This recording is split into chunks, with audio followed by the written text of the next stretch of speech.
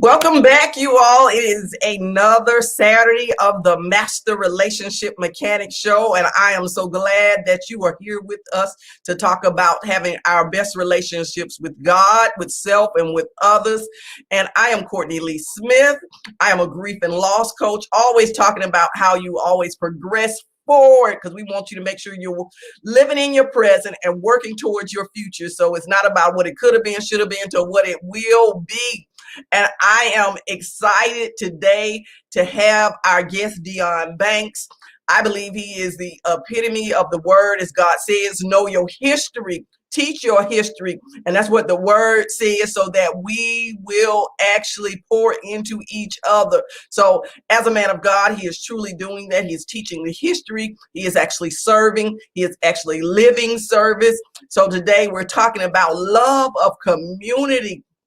You know, we began this whole month talking about love. We're talking about how to love ourselves. We're talking about how to love each other. We're talking about this inner peace. But today, how do we do all of this and it overflows so that the love of ourselves, this inner love, is actually outflowing and outpouring on other people? So I'm excited to talk to my brother in community love out here, and I got some things to talk to him about, and something I'm gonna even give y'all a little secret about me that he don't even know has something to do about him. So we're gonna just tie this all together and get it together today, you all. So we're gonna jump into it, because I want to make sure we get all of our time today with our guest.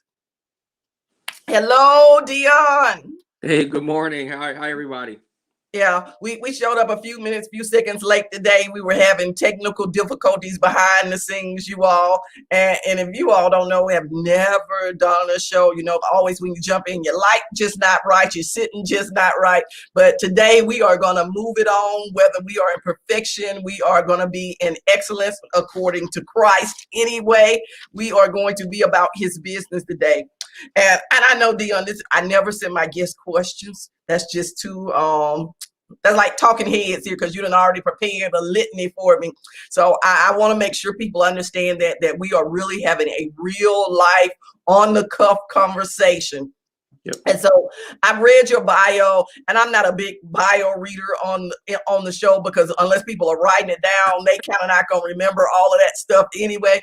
But the thing is, you have lots of accolades, you have lots of things that you have done, but the key to them all is you were doing it in service of others, service of others. And I think that's where we need to recognize. I want people to know, when you are self-serving, just to get praise and recognition, if you all read your scripture and your word, say that's your only gift you'll ever get.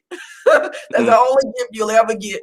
But the key is, if you're doing it as service, God will make your name great. So you'll get the accolades, you'll get the awards, but you will get more than that. You will get the abundance of life and the joy of life. So Dion, of course, I want you to tell me who you are. Don't tell me about the accolades and the awards. We'll get into that. But we want to know, who is Dion Banks? Gotcha. Well, again, it's a pleasure to be on the show with you. The minute that we connected, I knew we were going to be working together. So this is amazing. I am a God-fearing child of God.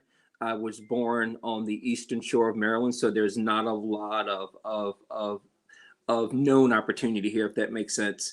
You know, you grow up, you go to school, you get a job, you do that. But, you know, I'm a man who was born in a two-family home. I was raised in the church. I was raised to know my history, and I was raised to respect people and community. And I've always been taught, like, you have to always give back. You know, I can trace my generations back 5 generations, and there's a history of my family being in service for others since the time of slavery. And see that, I think that's really the connection, knowing and being in tune with your DNA and that service. A lot of us fight our family. I understand breaking generational curses and not doing negative things and not repeating the cycle. But do we look back and see what is really the root of our DNA and keep that legacy going, or even start a new legacy? A lot of times we're so adamant, I don't want to be like them, but we don't define what it is, that new foundation we lay for the generation in the future for what it to look like. Yes. And I wanted to say something. Dion talked about when we first had this conversation together. We're in this wonderful group, Signature Masterminds, and I mean the whole thing about it is about people who are soaring, people, the eagles getting up off the ground. So when I think about that, I think about we all serve as wind to each other, you know, to give us the power to keep pulling it up, to keep flowing. So we show up, we have these conversations with each other, and like Dion say, immediately when we had this conversation, I was like, okay, I know we can make this into a show. This is something that people have to hear, and y'all hadn't even heard the good parts yet. You know what y'all gonna get excited about, the things that are going, what the community love is. So and when we talk about service, my church brought me up on this: living to love and loving to serve. That was the motto of the church: living to love and loving to serve. So if you live in love, you can't help but do anything but service. And I think we confuse that word love with all of these emotional things. When we understand love as an action word, that's what we wake up every morning to do. My first thing before I put my feet on the floor, say, Lord, allow me to be a blessing today. Yeah. Not allow me to be blessed, but allow me to be a blessing. Because somewhere I got to be blessed in order to share it. But if I focus on blessing other people, I won't have to focus on my inadequacies or what I don't have or what, but God is showing me what I do. So I'm able to pour from what God has highlighted in me.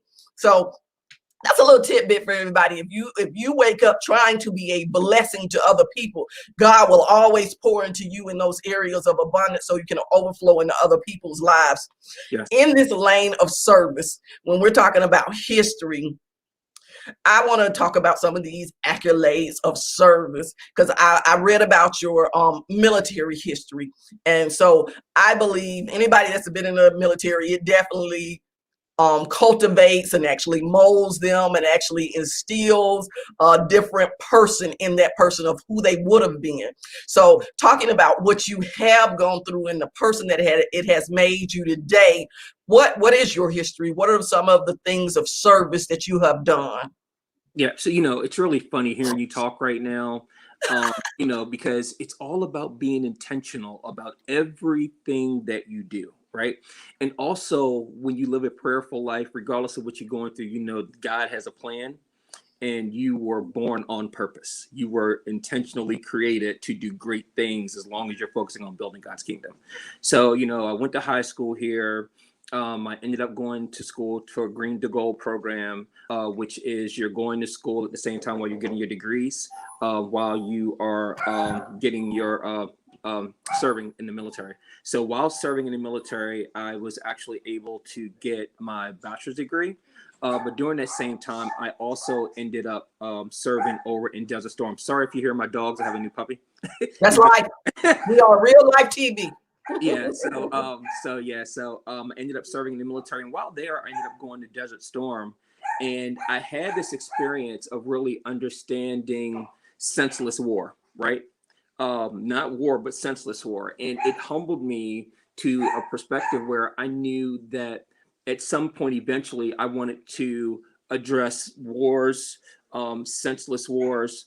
So from there, I ended up studying business management, business law. I went to Chicago, lived there for a couple of years, moved back to Cambridge, and actually started doing a lot of lobbying. So I'm also a registered lobbyist. So I started working on things like energy policy. I started working on things like jobs for my community. I started to really triage my community to understand what type of change, long-lasting systemic change that I can create instead of just chipping away at the top of the iceberg. So with that, I've been all over the world for about 15 years after I finished school. While I was getting involved with things, they didn't seem like the right thing. I joined a ton of boards, but the boards are doing great work, but the boards aren't really focusing on my community. So, they're doing great stuff, but you aren't really doing what I wanted to really focus on. So from there in 2012, I ended up being recruited for a program called Leadership Maryland, where I went all over the state of Maryland for about 18 months studying issues with 52 other Marylanders who are selected for this program annually. And once I got all these tools. So now I have the military experience. I've lived in Chicago. I now have done this 18-month study program at Leadership Maryland. I said, wow, now I have all this stuff, all these tools, all these experience. How can I now go home and package this stuff up and create the change that I truly want to see in my community? So from there, I ended up creating a nonprofit called the Eastern Shore Network for Change, and a consulting company called the Richardson Tubman Group, named after Harriet Tubman and Gloria Richardson Dandridge, who was the leaders of the Civil Rights Movement. That's awesome. You know, I heard the word war, you know, and then I heard the word senseless war. What are we fighting for? Really, what are we fighting for? And that takes me back. Are we doing things in love? Are we doing things for recognition? Or are we doing things just to get bruised so we can say we victims of things? A lot of times we just like to jump out there so we can be part of the war and then come back as victims, you know? So if you can actually be in a war, recognize it's senseless, and understand I don't have to be a victim of this, but I can gain something, and I can still be a change. And that's what I want people to understand. All of us have been through some type of battles in our lives. All of us, you know, whether it's the military service, but you've been through a mental battle, a physical battle, a spiritual battle. You've been through some type of battle. If you can identify how it has changed you and how you can be used, the tools and the experience, like you say, that you've gotten, all of us have them. All of us have them within us. It made me think about my husband's mobile van. It has all these tools in it, and we have all these tools within us. But a lot of times we don't know how to access them. We don't know how to use them because we don't go to people and say, okay, now I got this. How can I go back and put this into society and be the change? Because I mean, you sat down and said, now I've acquired all these things. I've got all these tools, you know, I've made this investment in me. And that's what people have to realize. All of these things you have done was an investment in you. Now, all of us didn't make the right choices down the line. Some of us made some bad investments in us, but it should have gave us some type of lesson that we can give back to somebody else. Whether it was good or bad, it's something we can give back to somebody else to help them in some type of way. So when you're talking about that war, we're all equipped with something to go defeat something, whether you're saying whether I become a lobbyist to, you know, fight something in a political way, even if it's something you gain something to fight something within your marriage, within your household, within your neighborhood. You know, we have to start fighting these little battles because we get so caught up on the big battles because we think if we win the big battle, you know, everything else trickles down. But a lot of times if we start at the minute level, it automatically, if you bring one person up, it changes the trajectory of multiple people's lives. And so that's really, when you were saying that battle and that fight, you know, it was like, okay, that is what you're talking about. You loved yourself enough to invest, to travel, to know that you needed more. But then after you loved yourself, you didn't say, this is where I'm going to stop. I'm a great person now. You know, and that's what most of us do. We, you know, we get our accolades, we get our degrees, and we go shelter ourselves in our house and we say, me, my four, and no more, you know. But now you say, okay, I have been around the world. I've seen the injustice. I've seen the useless fights. How do I make a change? And you see it. Okay, now I'm going to put these back into my community and I'm going to be an action and be the change that I said I wanted to see. Not just talk about it, not just be a voice, just not be a victim of it either. You know, not say, okay, I'm in an area where I don't see a lot of opportunities. I'm going to go make some opportunities. And that was the lovely part. You said, you didn't put Maryland down, the Eastern Shore. You just said, people can't see them. They're there. And that's what's in all of our communities. There's an opportunity. God didn't leave any of us out here with outdoors to be open. But the key is a lot of us too lazy to get up and seek and knock. So I'm telling y'all got to get up and seek and knock. So I want to hear about what you're doing right now with the Eastern Shore, with your community organization. How is it impacting? What are the tools that we can gain? How we can emulate some of these things so we can get it from just the Eastern Shore and we can get it all across the nation, because we don't want you to be just doing it there. We want to multiply what you're doing. Absolutely. So, you know, when I talked about, you know, the war being senseless and all of my experiences, the first thing I had to understand as a 17-year-old, how did I even get there, right? The opportunities, college is expensive, the military can pay for school, quickest way out, right? So as I sit back, you know, I ask myself, I always tell people the power of 5 why, right? If you want to create change, you have to get to the root of the problem. So Yes. what I really understood was that was the only out that I knew that was realistic and tangible that I could make happen, because I didn't have other people in my family who went to school. I didn't have other people who would actually help me fill out the applications. My guidance counselors were no help to me. You know what I mean? There weren't other offices here in the community who were actually helping me.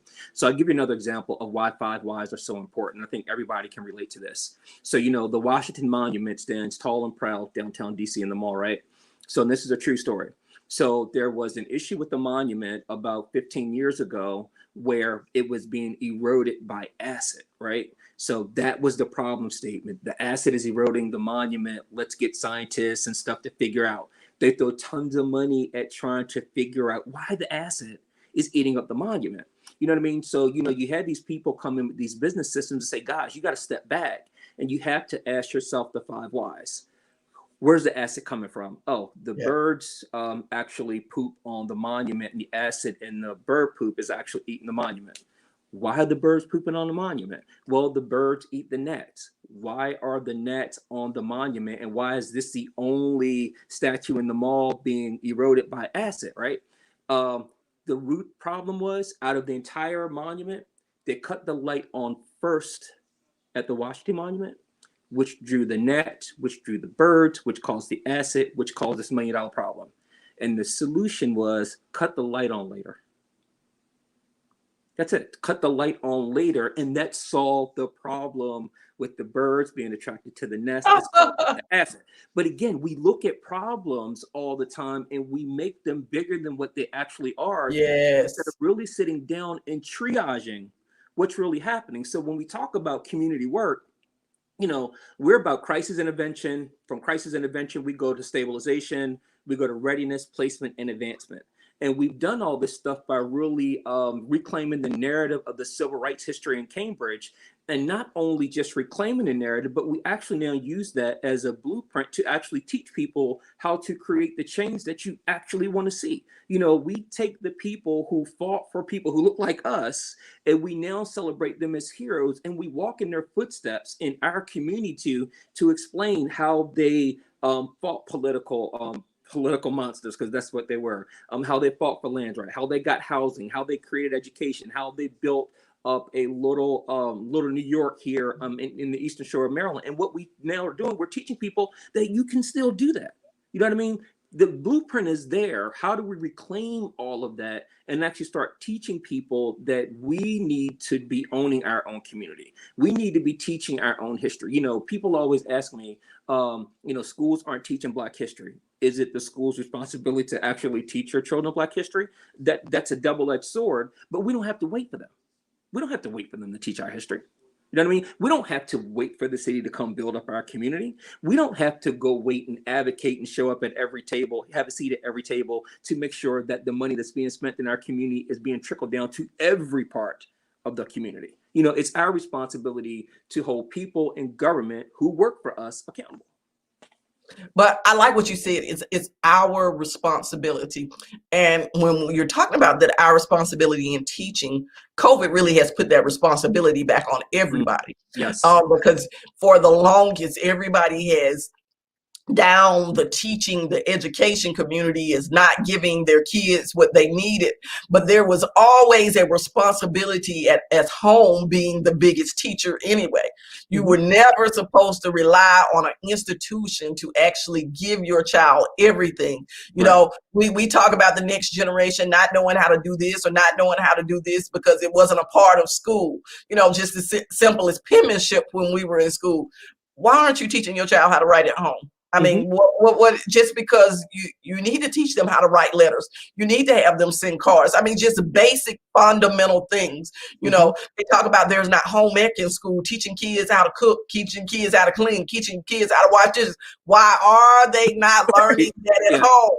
Right. The kids is home, And I think when we're talking about that responsibility, we really lose it because we've gotten so busy chasing the dollars or chasing the things that make us feel comfortable tangibly, but we forget, like you said, that legacy, that history part of it. We are going to lose the whole basic fundamentals, not of just being Black, but just of being a regular person, because we sit around and talk about, oh, well, you don't know about, well, why don't they know? Why have they have no exposure, have no, and we say it as a joke because it's just a generational gap.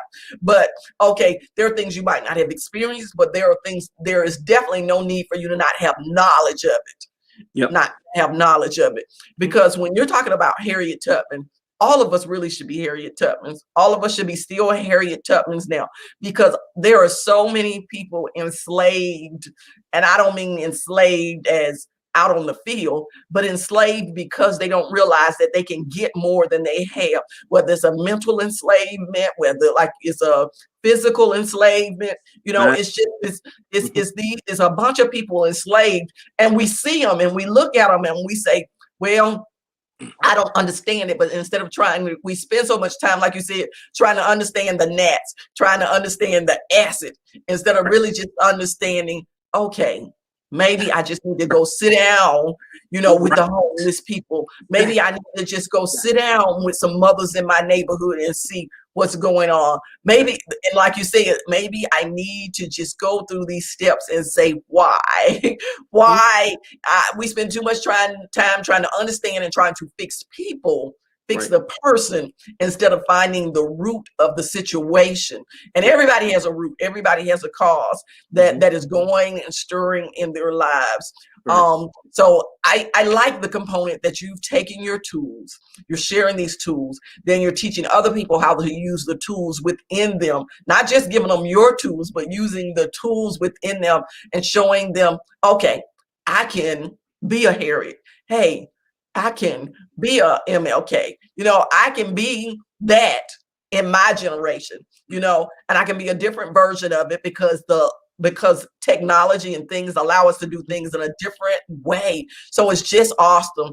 And I would like to say, because I can see my signature masterminds on the line, so I thank you all for joining us, always supporting us and sharing out here.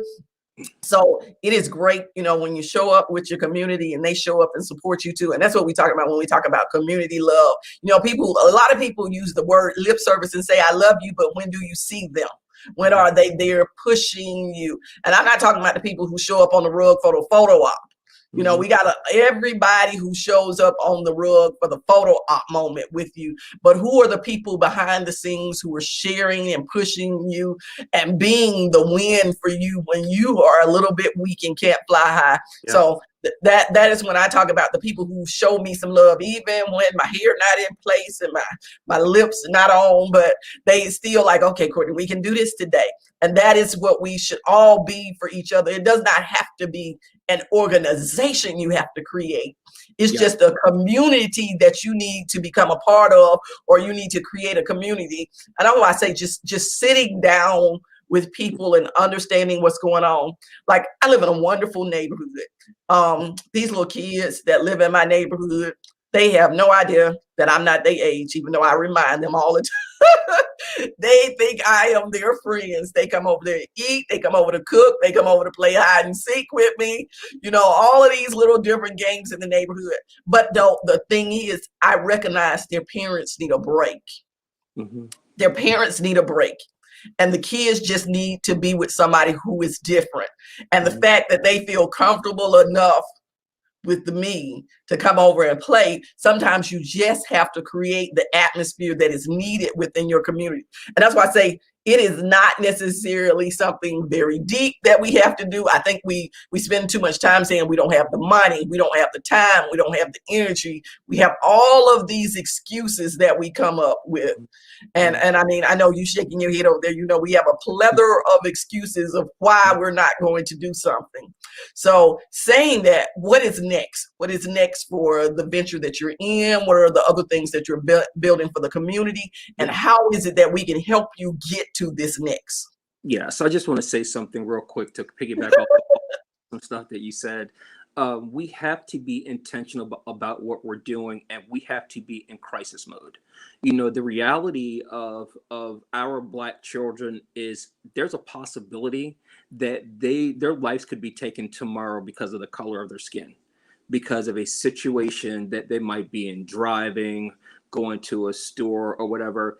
And the reason why our kids' life could actually be in jeopardy, because people have to remember we live in a country that wasn't founded with us in mind as people. So we're constantly, all these amendments that have been done to the Constitution, all these fights for laws, the fight never stops. You're talking, we're now 5 generations removed when people had voting power that had us enslaved, right? 5 generations. If we can, you and I can look back and probably go back and remember somebody 3 generations ago, right? And us as Black people, we can remember what grandma passed down to our mom. And do you think grandma's mom passed down to her? And what do you think her mom passed down to her, which now puts you in about 1850? All of those people that are now in power that don't look like us or don't care for us have that same lineage, that same way of thinking. Those, all of those harmful, hateful things that could actually wipe out our children are still embedded in them. So we have got to be very intentional. This is crisis mode. And again, you talked about people that are still enslaved. If we literally just woke up our people, the majority, be present, be accounted, vote. We talk about resources in our community, great communities, and all of our communities have great programs and great people. But they actually sprinkle money into our communities and think they've done something good because it feels good, right? But it really hasn't addressed the problem. However, when we see where those funds are being allocated from, we need to be there making sure we're getting more than what they're sprinkling down on us, and now being the directors of where it goes, right? So what my nonprofit is doing right now is, we reclaim the narrative. We have a walking tour. We have audio tours. We actually written 2 curriculums that we present to schools right now. One is called Create the Change That You Want to See, which again is a 2-day all-intensive activity. We actually do about 100 kids at a time. So we actually have a place for them to sleep, place for them to camp. And what we do is we literally walk them around the city of Cambridge. We do journaling. We study, we meet people, we do real hard work around diversity and inclusion. We wrote another curriculum called Environmental Sustainability, where we actually now expose kids to life on the sea. We had Blacks, Brother Vince talks a lot about Blacks on the Chesapeake. So we expose kids to an opportunity with life on the sea. We actually do coding camps. We are actually meeting people in their house. We're expunging people's records to make sure they can vote, to make sure they can get a job. We'll help people find a job. We're writing resumes. We're doing as much as we can. And we're also now really trying to rebuild our community. So what we're doing now is we're working with the state of Maryland. We just got a $100,000 grant to restore Bethel Church, which is on Pine Street in the historic part of town. But we are doing that so other people can see what we're doing and now teaching them how to do the same thing. Right now, we have our eyes on a building where we're going to build an African-American museum so people can actually visit there and learn about their history and understand where they came from and learn that their story didn't start with slavery. And I think that's very important. Where the story started really makes a difference in the narrative, because you believe you're never able to get past the starting point or the infancy of your life. So we do need to go back to the kings and the queens and the royalhood where we began on that journey. But I wanted, like you were talking about, that sprinkle down of funds. I want to understand that we have a lot more control over finances. People, you all are listening, because it says we are the biggest consumers in the world, Black people. It says we're the biggest consumers. So if we are consuming so much, some of that should be community things, some of it should be projects, so that in the neighborhoods our money is being sprinkled back on us, and some of that causes us to actually have to move back into communities or give back to communities that necessarily we don't reside in, because a lot of us have taken flight and moved away from communities of our own ethnicity, because, you know, in a time, you know, it was the flight. We did not want to be in the community with our people. So we have to be careful when we're talking about our community. What does that mean? What are you talking about? Are you talking about the place where you live? Are you talking about the place you were raised? Are you talking about the people that look like you? And honestly, I want all of those communities to be supported. I want the place where I was raised in the hood. I want the, you know, place where the people look like me. And I want the people who actually live around me. I need to make sure that everybody is thriving in that place, because I don't want to be, like you said, that inclusion part. I don't want to get to be where we've become so Black that we've become racist of other people that don't look like us either. And we have to make sure when we're teaching history, we're not teaching hate. Right. And that's a very big component, because a lot of times when we watch a lot of these movies about history or about slavery or something, it instills hate or anger sometimes in people. We have to make sure that we're flushing it out and saying, okay, how do we use this to bring ourselves up and not push anybody else down at the same time? So I need to make sure that we're conveying that message. And I say this out here because anybody that knows me, I love everybody. I got a little bit of everything probably in my blood, everything that's in my family. So, I mean, and that is just, I mean, I love every part of me, not just the Black woman part of me. So, and I say that because I have to claim all of me and everybody who is connected to me when I make that conversation. So I am diversity. I am inclusion. I was just born that way. But at the end of the day, when we have that conversation about that inclusion and diversity, how do you make sure, when we are always talking about brown skin and we're always talking about the history part of it, how do you make sure that they understand the whole community love component is everybody is your neighbor? Yeah. So when we are doing our work, we make sure that we are telling the story of hope, faith, community, and change correctly. It's because again, you know, these people made ways out of no way. You know what I mean? Hope, faith, and community and change is our message. You know, but we are very intentional with our kids, regardless of what's in your bloodline. If you look brown or Black, you brown or Black. You know what I mean? And if no, and in safe communities, you may not hear about it, but once you venture out outside of these safe nucleuses, like your home, your community, your school, somebody's going to remind you, right? So we want to make sure we're fortifying our kids with their history and understanding they are just as good as everybody else. You know what I mean? But again, the world that we live in, the reality is, you know, Black people have only been viewed as free people since 1865. You know what I mean? They just literally, you know, there's a list of codes and laws and all these things that got enacted. You know, my mom couldn't go into certain stores. My mother, one generation away. You know what I mean? In 1965, there's certain things that we couldn't do. You know what I mean? So we have to be realistic, because those people that were a part of that, you know, because again, the people that were making laws created that environment, but also the people that didn't say anything helped enable the environment.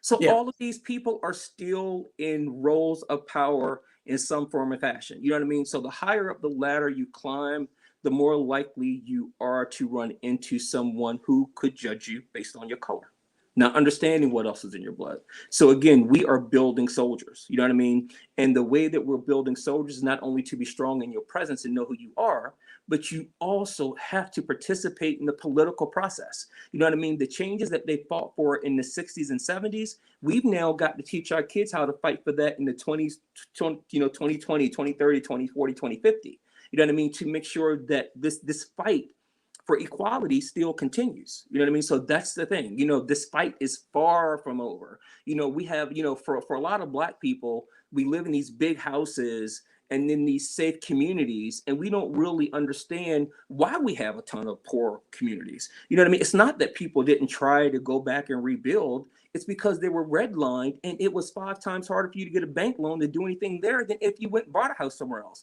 or if you put a business on the other side of the community. You know what I mean? So people have tried, but it's now the younger generation, we have to own the path forward to erase all of that stuff and ask all the why questions, ask the hard questions. Don't be afraid to take somebody to court because they've stepped on your rights as a person. Because once we have those cases like the Dred Scott case, those build foundations so this stuff doesn't happen again, and reference points say we're not playing anymore. I do agree 100% with you. We are in a litigious society that we need to know the power of the legal system. I mean, I work within the legal system over 20 years, so you know, I know what it is. Ignorance of the law is no excuse. And I mean, that was something that we taught in compliance. Ignorance of the law is no excuse. So if you don't know the new rules and regulations that come out every year, that's your bad.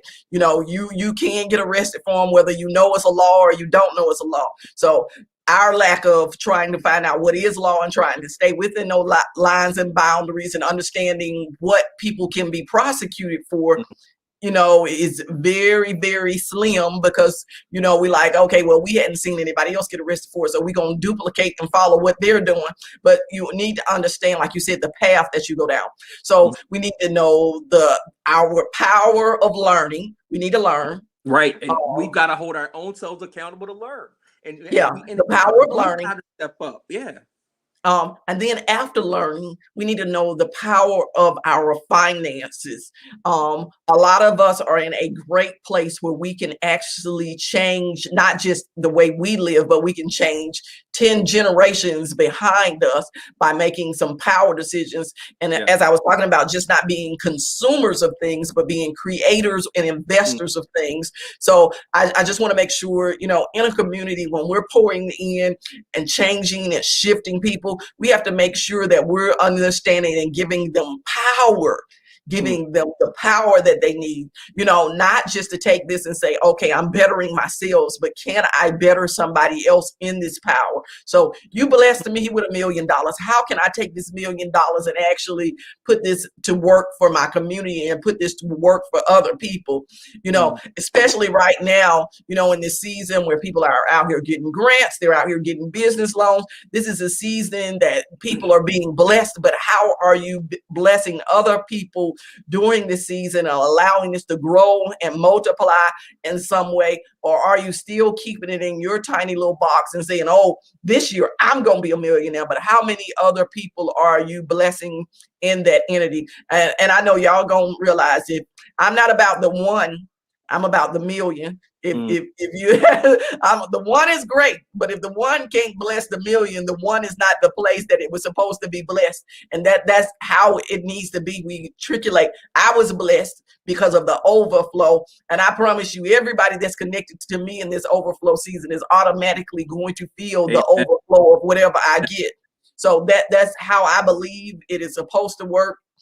And if you on this show and you're not a believer, you need to probably, this is not the show, or you need to listen a little bit longer and find out what it is that you don't believe in, because it's in you. It's in you because you were created by the I am. So the belief is in you. You just got to listen a little bit longer. I'm not going to tell you turn the show off, but you just need to hang on just a little bit longer until that seed gets planted within you. You stay with me, you can't help but God rub off on you. Look, I'm going to steal something from you that you said that I love. Oh my goodness. I'm taking this and running with this. Invest in power. That's powerful. Like, oh my God, I got chills. Like, I'm stealing that, by the way. That's mine now. That's ours. All right. So the first time you're going to give me credit from now on, that's yours, okay? I love that. Invest in power. That's powerful. Yeah. So, and I mean, it's just the little simple things that we miss out on. We get tripped up over them, and then we trip up everybody else behind us. And, you know, the word says that we are responsible if we have taught somebody to go the wrong path. So we really, we got to check ourselves on this journey. What Yeah. are we doing? Where are we leading? Where are we guiding people? And it bounces me all the way back to the beginning of your conversation when you said you were 17. We have these people out here with the labels of guidance counselors. Guidance counselors.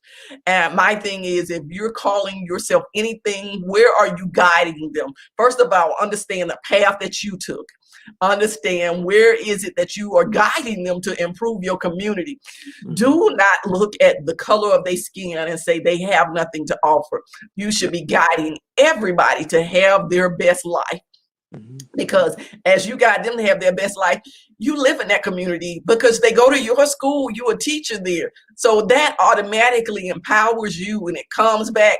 But we are, and I say as a society, we have a fear of pushing somebody above us and beyond us and better than us because we feel like, oh my goodness, that means now I got to be pushed. Let me tell you, the further you fly, that means you can come back and tell me how great it is. That means I have a vision and perspective of someplace else other than where I can go. And then maybe you get there and say, hey, I want you to come with me. So that means it's a constant pulling up and a pulling back. But we just have to be able to let go and give things to other people. Yeah. And, and also too, it's always about being intentional, but what keeps me grounded when you get busy like this and people come at you from every angle, they got an idea, they think you should do this and that, the focus for me is always, am I doing the right thing to build God's kingdom? Because yes. I have to, this is thankless work, right? When you work like this, but knowing that you are building God's kingdom, understanding that you're doing purposeful work that he intended you to do for his people, then all the other stuff doesn't matter. Yeah. And I like when you said that this is thankless work. I think that there is a conception that everybody who has a broadcast, whether it's live stream or they have guests coming on, oh, they making money because the guests are paying them or this is a ministry show that is on. Let me tell you, this is ministry. I show up for every Saturday, and prior to this, for 4 years, I showed up every Tuesday night. So I'm telling you, this is running on my 5-year anniversary. So for 5 years, I have showed up here. I don't get a check.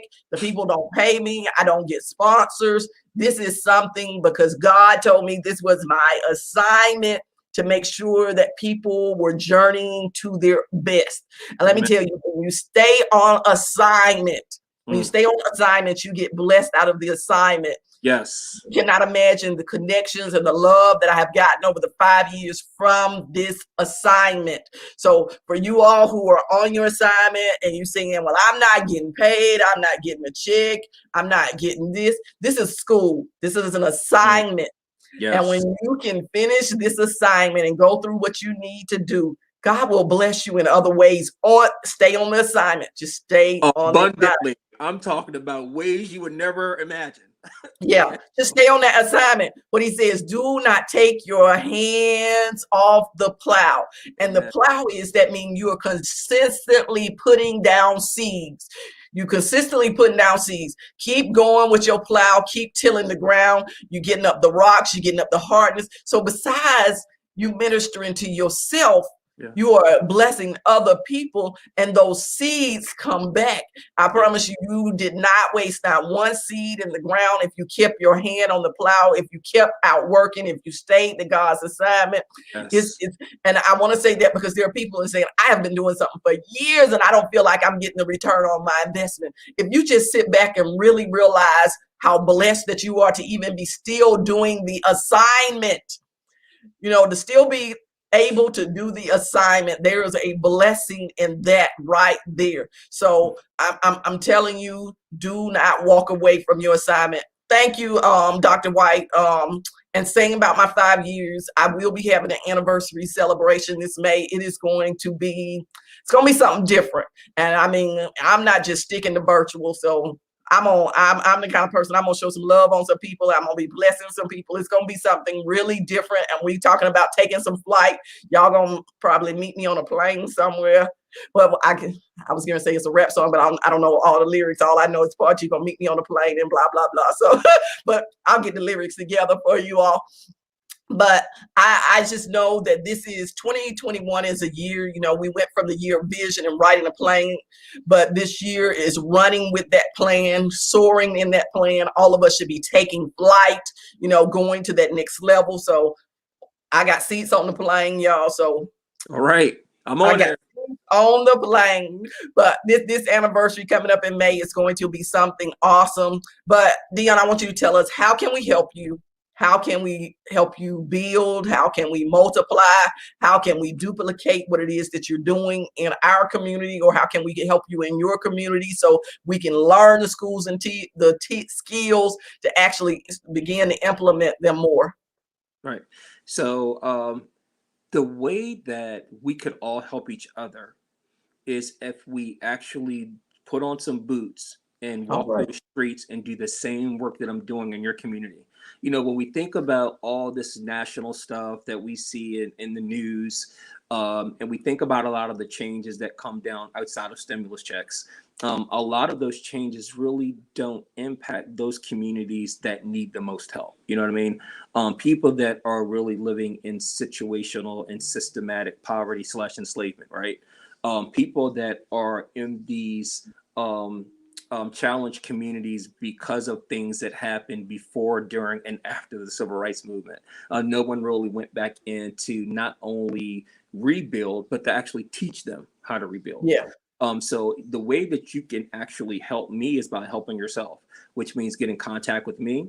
If you're close enough, you can actually come down, take the walking tour. I could actually tell you what we did in what's considered one of the most racist places on the Eastern Shore of Maryland to reclaim a narrative that's now nationally known, and really own it. And now we're sharing the story with the world. We've been to Ethiopia. We've been all over the country talking about the great work that we've done here. And it's nonstop. And, right now we're looking to do a documentary.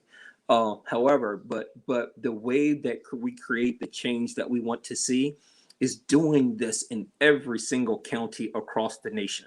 So everyone Yes. needs to pop tent, right?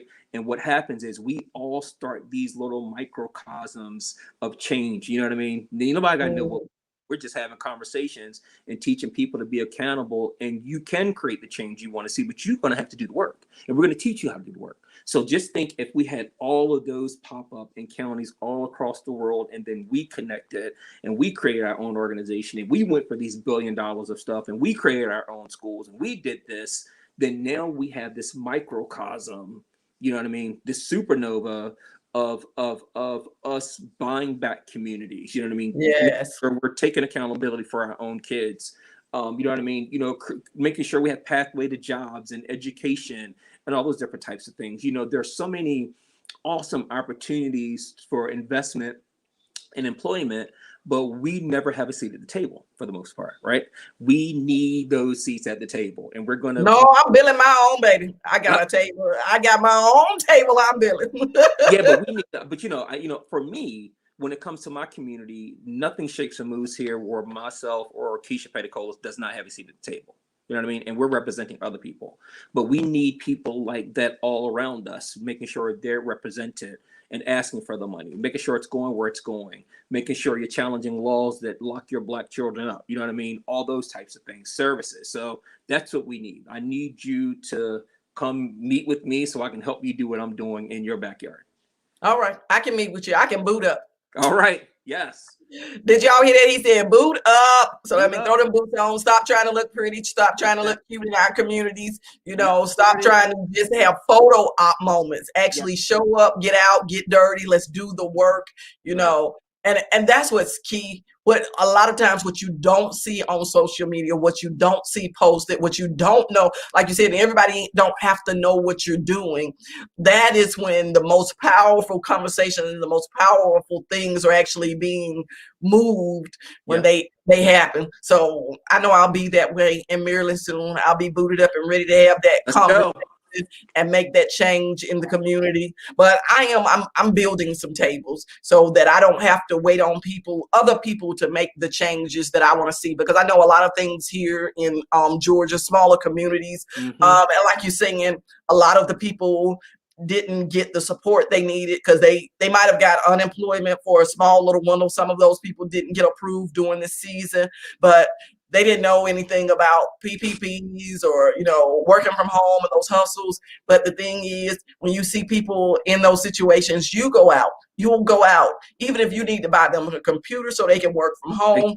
You need to go on your computer and you get them an EIN, get them a registered business, get them a PPP, get them a grant so that they can start something and shift something. That's taking them out of slavery of the mentality that I have to work.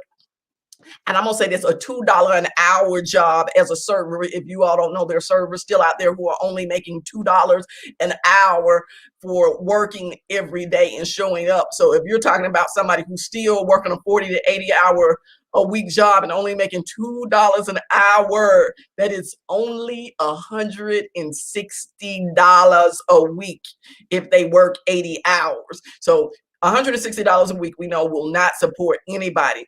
And if we're talking about in a season where they weren't even getting tips, so, and they were dependent and living and struggling on that, we have to understand, yes, different places need people to work, but how do we help people out of that mindset that that's the only income? I'm not trying to help people find jobs. I'm trying to help people find income so that they have streams coming in, because there are only so many hours during the day that you can show up on a job.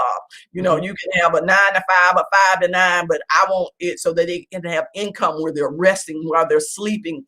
That's the thing that we need to understand, the motivation. When I wake up, I want to check my phone and say, woo, I got somebody, they bought something, purchased something, did something, I make money while I was asleep. That type of income.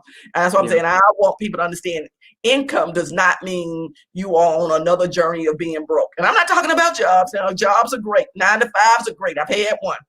5 to 9s are great. Everybody needs a job. Everybody needs a career. Everybody needs a goal. But at the same time, we all need different streams so we can support other things in our lives. So I just want to make sure people stay in tune to that and don't get so caught up in what they see right now. Like you say, the COVID that they see right now. COVID is not going to always be with us. So when COVID is gone and that support is gone and that system is gone, what are you going to have to support you? Because there is going to be a shift when all of these things are lifted. How are we going out supporting and educating people not to lose everything they have when the lifts come about? Yeah, but go ahead. But it goes back to, everything that you just said reminds me of what we're focusing on now. If we want to create the change we want to see, we need to approach this like it's a crisis. Crisis intervention, stabilization, readiness, placement, and advancement. And, we talk about, the money that people are getting from COVID right now. And we talk about people that are living off of benefits that they feel like they're comfortable. Those are poverty management systems. You and I are talking about creating change by poverty reduction. Right? We're going to create opportunities, get you ready. And that's how we have to approach it when we're trying to rebuild communities, because us rebuilding the community is not going to can't be done off a stimulus check. It can't be done off a social benefit. It has to be done by people who want to work hard, who want to advance, who wants to become entrepreneurs, who wants to invest in the community. It's going to come from people. So everything you just said, you know what I mean? We got to go to, for me, it's a poverty reduction thing, because I got to literally make people feel okay that, you can do this on your own without having this crutch of a system. Where we live right now, poverty is a really big issue in Dorchester County. And a lot of it has to do with what happened 30, 40, 50 years ago. With industry leaving, and also with government housing due to placement during civil rights. Just being truthful, one of the battles that we have is you had 3, 4, and 5 generations of people living in poverty, almost in the same unit or down the street from each other, depending on how young the parents are, where systematic living is the norm. So those are some of the challenges that we face. And if you're comfortably living off a system and you just kind of wait for that to come, then is your voice important to vote? You know what I mean? Are you going to go to a city hall meeting? You know what I mean?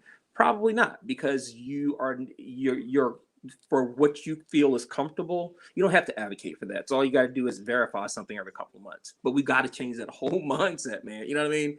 And that's a challenge. Oh yeah, we have the butt comfortable. Even for ourselves, we get in a comfortable place, whether it's in our 6-figure, 10-figure, wherever it is that we make it, we get in a place of comfort. And I believe for me, COVID shook people out of their comfort, because even people who were making big money, some of that shift, even big businesses, because their big businesses were not prepared for that type of gigantic shift.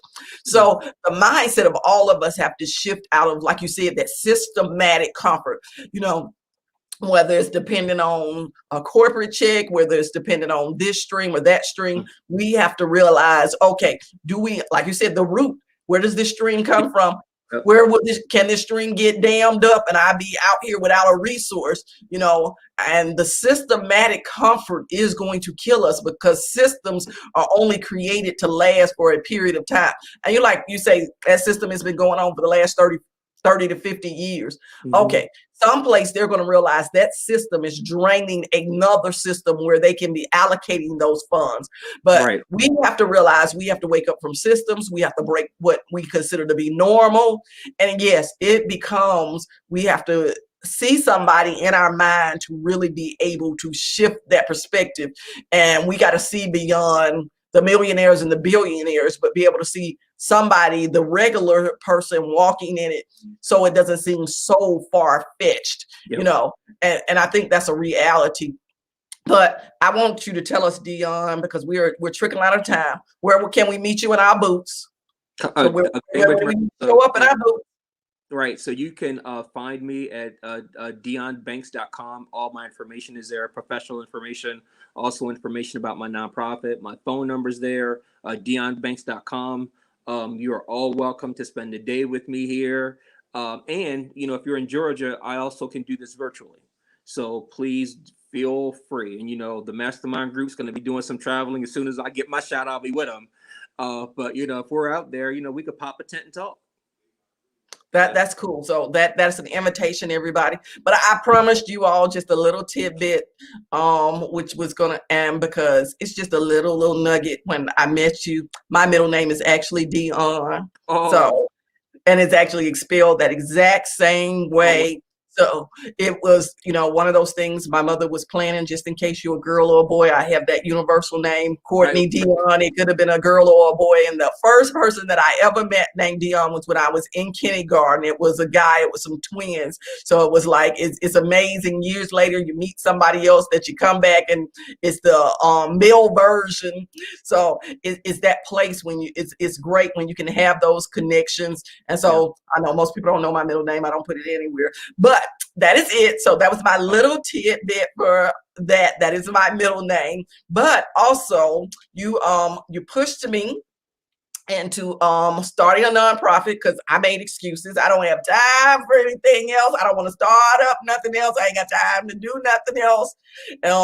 So I've already got my nonprofit registered. So we are going to be actually kicking into full effect. It probably will not be the summer, because I have to have some things in place that I want to make it do. But the whole premises is around it is serving people, getting rid of the excuses.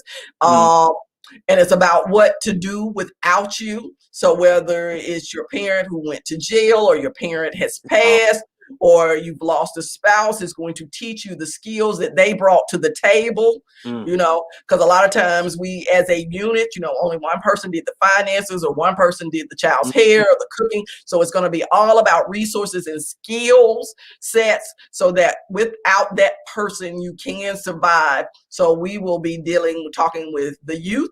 So what do they do without their parents? You know, we'll be talking to, you know, men and women.